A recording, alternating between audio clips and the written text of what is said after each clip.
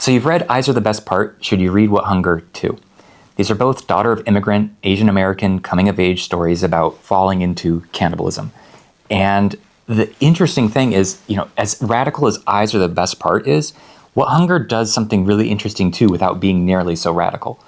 So Eyes Are the Best Part is basically kind of like Eraserhead, where we're falling into our own structure, and there's a really radical undoing element to the cannibalism in this book. This is a radical work of fiction, and it breaks out of our own position completely.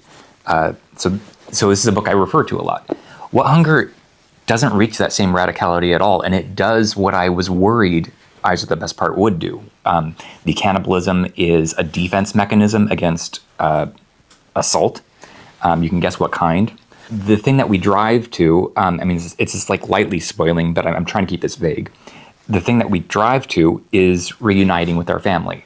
And it explains away our hunger in terms of genetics, hereditary, history, outside circumstances. So these are all ways of putting off our own freedom and necessity of the cannibalism and saying, this is just what we are, just accepting it and going along with things. And so this brings us to the family unit. We're breaking out of the family, generally speaking, in Eyes Are the Best Part, and we're coming to it in What Hunger.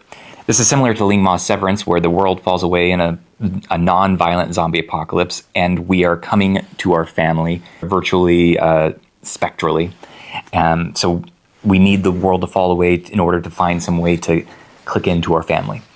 The clicking in here has a radicality to it that is surprising, because the transformation isn't nearly so much on the part of the protagonist, who changes but is basically just embracing the hunger she has.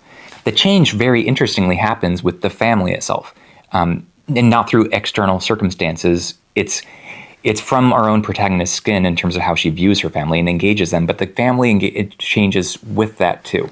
So it's a very interesting thing going on in this book. That's the most compelling reason to read What Hunger, getting to this interesting family change within its own skin, without an external factor determining it. And the point of weird girl fiction is, through our weirdness, through our cannibalism here, we are reaching points of change. We are changing from within our own skin. So the change is put off of us as a protagonist and really to the rest of the family, but this allows for us to change as the protagonist too, in terms of who we are, how we're connected to the family.